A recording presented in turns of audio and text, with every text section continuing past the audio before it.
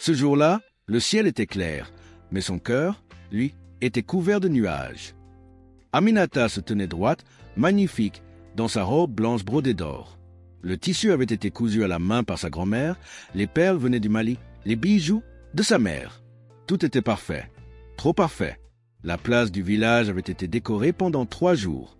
Les enfants couraient entre les rangées de nattes tressées, les anciens récitaient les bénédictions, et les griots s'échauffaient la voix pour chanter l'union du siècle. Aminata, elle, souriait, mais son cœur tremblait. Son fiancé, Idriss, un homme riche, éduqué en France, respecté de tous, n'était toujours pas arrivé. On disait qu'il venait en voiture noire, qu'il préparait une entrée grandiose. On disait beaucoup. 1 heure passa, puis 2, puis un téléphone vibra dans sa main. « Je ne peux pas. Pardonne-moi. » 6 mots, tranchants, glacés. Son cœur explosa en silence. Les battements devinrent sourds. Le bruit du monde se coupa. Tout s'écroula sans bruit. Autour d'elle, les chuchotements commencèrent. Puis les regards, les murmures. « Il ne viendra pas? Comment peut-on faire ça à une femme comme elle ?» Mais Aminata n'écoutait plus. Elle retira son voile lentement, comme dans un rêve. Elle marcha à travers les invités figés, déposa son bouquet sur une pierre sacrée et s'en alla, pieds nus, seule. Ce jour-là, le mariage n'eut pas lieu. Mais un destin venait de changer. Parfois, pour renaître, il faut disparaître. Aminata avait quitté la capitale sans un mot. Elle avait enlevé sa bague, rangé sa robe dans un coffre et pris le premier car en direction du sud. Elle n'avait rien emporté, sauf son silence. Elle arriva dans une petite ville côtière, invisible sur les cartes, entourée de mangroves et de vents salés. Ici, personne ne connaissait son nom. Ici, personne ne lui rappelait qu'elle avait été abandonnée devant tout un peuple. Chaque matin, elle marchait jusqu'à la place des arbres. Là, sous un vieux fromager, un homme était toujours assis. Il portait des vêtements usés, un bonnet en laine même sous la chaleur, et tenait un vieux livre qu'il lisait encore et encore. Un mendiant, pensait-elle, mais il ne mendiait jamais. Il restait là, calme, immobile, comme enraciné. Un jour, par curiosité, elle s'approcha et lui tendit un morceau de pain. Il leva les yeux. « Merci, mais je ne suis pas affamé de pain. Je suis affamé d'écoute. » Sa voix était posée, grave, et ses yeux, il avait les yeux de ceux qui ont vu trop de choses et décidé de se taire. Elle s'assit à distance, et il ne dit rien, pas ce jour-là. Le lendemain, elle revint, et encore le jour d'après.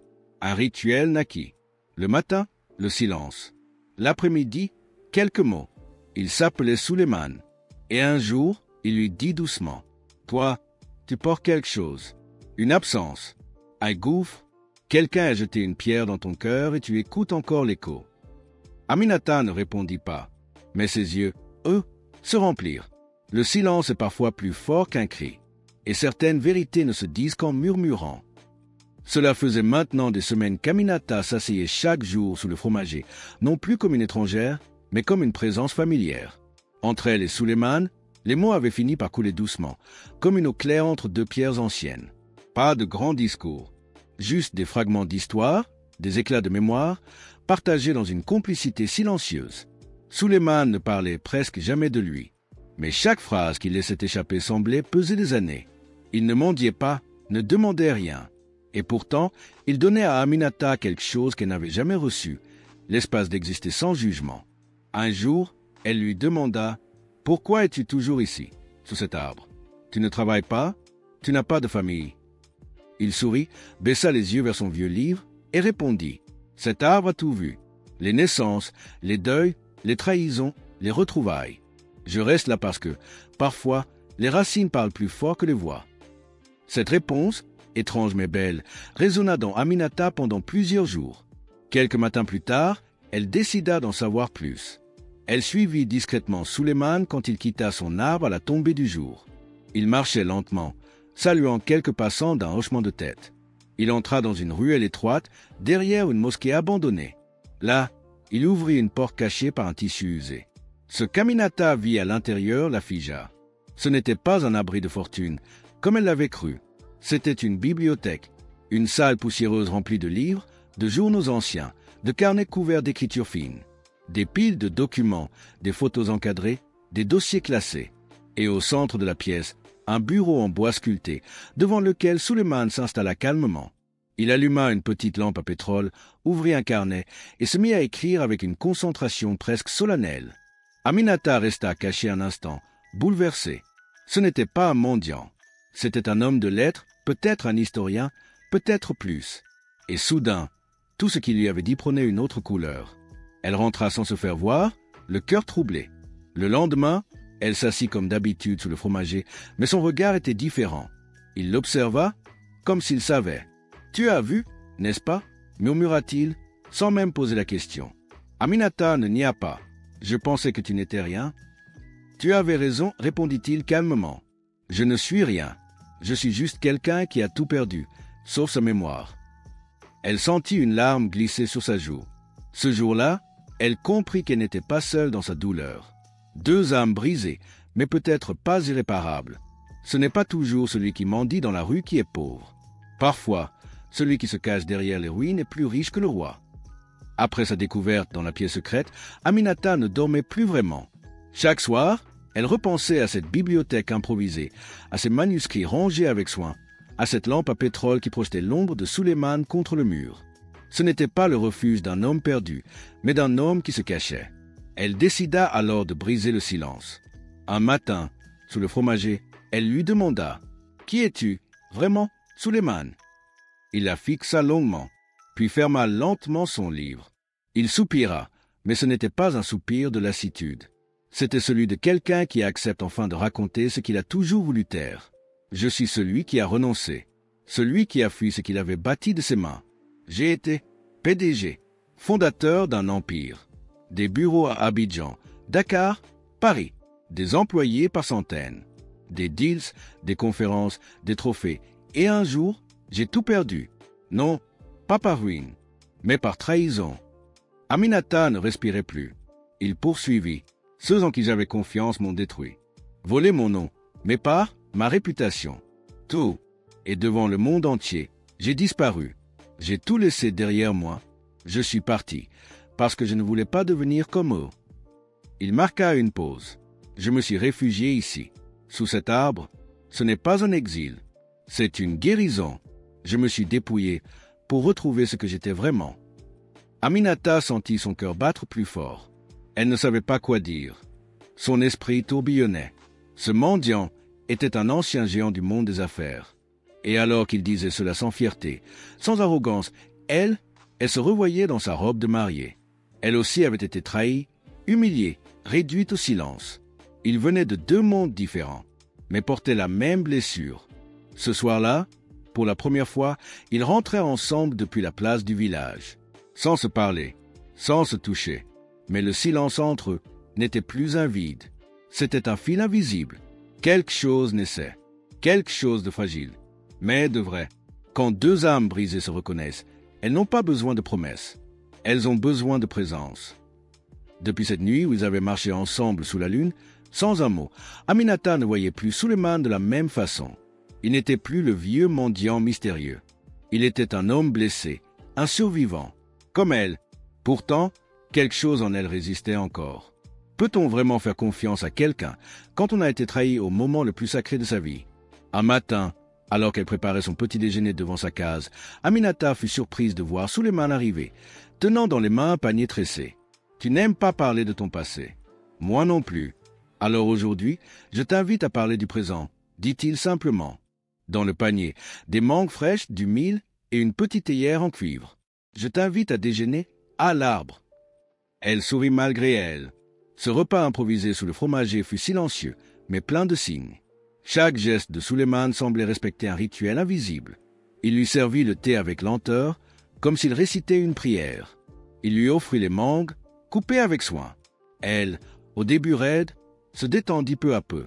Et quand elle rit, un petit éclat fragile, il ne dit rien, mais son regard s'adoucit. C'était la première fois depuis le jour de son mariage qu'elle riait vraiment. Ils commençaient alors à se retrouver plus souvent. Pas chaque jour, mais assez pour que cela devienne une habitude. Elle lui racontait ses rêves de jeunesse, ouvrir un centre d'alphabétisation pour les filles du village, apprendre l'anglais, voyager. Il l'écoutait comme on écoute un conte, avec une attention rare. Puis un jour, elle lui posa une question inattendue. Et si tu pouvais tout recommencer, que ferais-tu? Il ne répondit pas tout de suite. Puis, je ne recommencerai pas. Je recommencerai avec toi. Un frisson la traversa. Ce soir-là, elle rentra chez elle avec le cœur agité. Elle relut les lettres de son ancien fiancé. Des mots doux, devenus mensonges. Et elle comprit. La confiance ne se donne pas à ceux qui la demandent.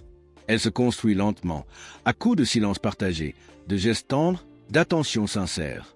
Et Suleiman construisait, brique après brique. Il arrive un moment où l'âme ne cherche plus les mots, mais la présence, où un regard suffit à promettre ce que les sermons n'osent dire. Le temps s'était ralenti à Ndombo. Aminata et Suleiman ne formaient pas encore un couple, mais leur silence, leur rendez-vous sous le fromager, les tasses partagées, les sourires volés, formaient déjà un langage à part entière, celui des gens qui se reconstruisent. Un soir, alors que le ciel s'habillait de pourpre, une rumeur secoua le village. Un homme de la ville était arrivé, en voiture, costume soigné, valise à la main, regard glacial. Il demanda à Aminata. Il se présenta comme le cousin de l'ex-fiancé. « Je viens réparer l'erreur de mon cousin. Tu n'aurais jamais dû être abandonné. » Il parla comme on négocie un marché, avec arrogance, avec suffisance. Il proposa même une dot, un terrain en ville, une seconde chance. Aminata écouta, en silence, puis avec la voix calme de celles qui n'ont plus peur. « L'erreur, c'est de croire que je suis un dommage à réparer. Je ne suis pas une honte. Je suis une renaissance. » Et elle tourna les talons. Ce soir-là, elle retrouva Suleiman sous le fromager. Il ne dit rien, elle non plus, mais leurs regards se croisèrent plus longtemps que d'habitude. Et dans ce silence, une promesse fut scellée. Quelques jours plus tard, Aminata invita Suleiman à marcher avec elle jusqu'au bord du fleuve. Ils parlèrent peu, mais il lui raconta quelque chose qu'il n'avait jamais dit. « Je ne sais pas si je suis digne de toi, mais je sais que je n'ai jamais voulu être digne de quelqu'un jusqu'à toi. » Elle serra sa main. « Moi non plus, je n'ai plus peur d'aimer. » C'était simple, pas une demande en mariage, pas une déclaration, juste deux cœurs cabossés qui décidaient de battre dans la même direction. Ce n'est pas dans les palais que l'on trouve le bonheur, mais dans les silences partagés, les gestes sincères et les regards qui ne mentent pas. Aminata et Suleiman ne s'étaient jamais officiellement mariés. Aucun tambour, aucun griot, aucun cortège. Et pourtant, chaque matin qu'ils passaient ensemble, chaque plat qu'ils partageaient, chaque parole échangée dans le calme de leur case modeste était un vœu renouvelé. Ils s'étaient choisis, et c'était suffisant. La vie n'était pas facile. Ils vivaient de peu, lui vendaient des objets récupérés. Elle cultivait un petit potager à l'arrière de leur maison en banco. Mais il y avait une paix nouvelle dans le quotidien. Suleiman, autrefois mystérieux et distant, devenait doucement un homme présent, attentionné. Il réparait les casseroles, construisait un banc en bois pour la cour, racontait parfois une histoire le soir, une parabole cachée, jamais directe, mais toujours pleine de sagesse. Aminata, elle, riait plus souvent. Elle décorait leur petite case avec des fleurs cueillies. Elle cousait des habits qu'elle offrait aux enfants du quartier. Et surtout, elle écrivait à nouveau. Des poèmes, des pensées, des rêves. Un jour, un homme du village dit à Suleiman, « Tu vis comme un pauvre, mais on dirait que tu as tout. » Et il répondit simplement, « J'ai ce que l'argent n'achète pas. » Mais les regards pesaient. Certaines femmes murmuraient. Elle aurait pu avoir mieux. Une grande maison, une vie en ville. Et Aminata, sans colère, répondait, « J'ai quelqu'un qui me regarde comme si j'étais un trésor. Qui parmi vous peut en dire autant ?»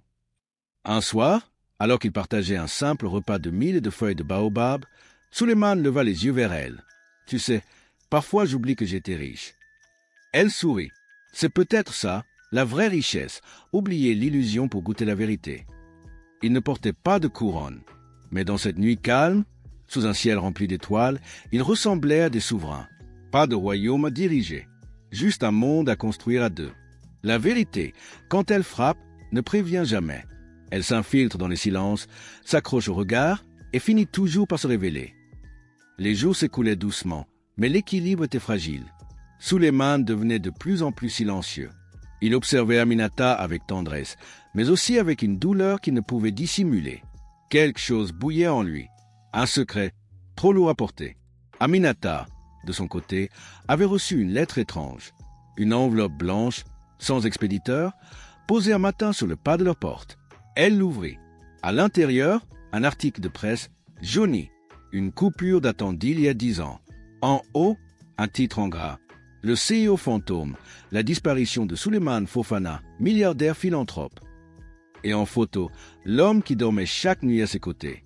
Son cœur s'arrêta. Elle relut, encore et encore.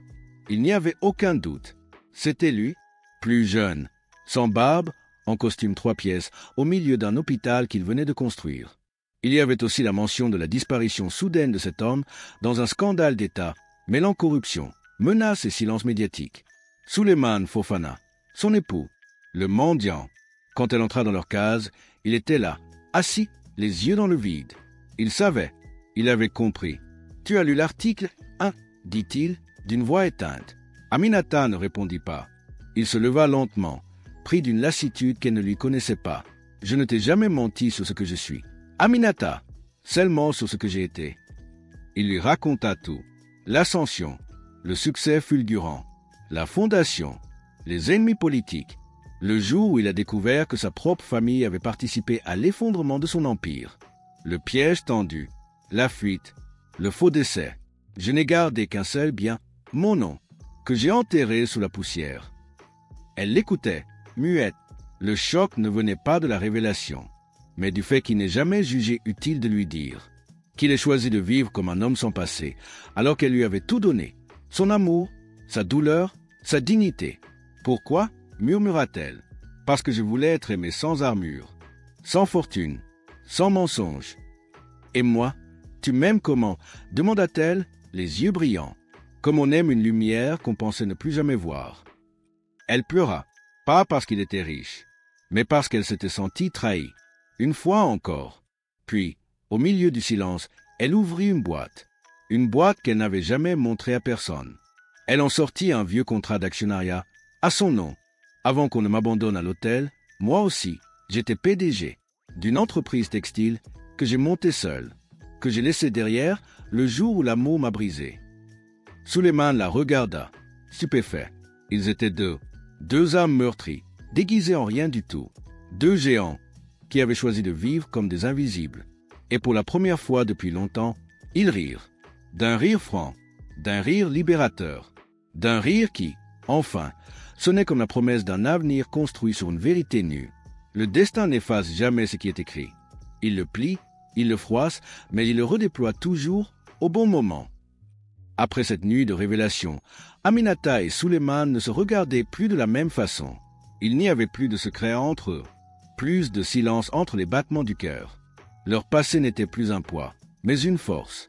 Chacun avait porté sa propre chute, et ensemble, ils s'étaient relevés.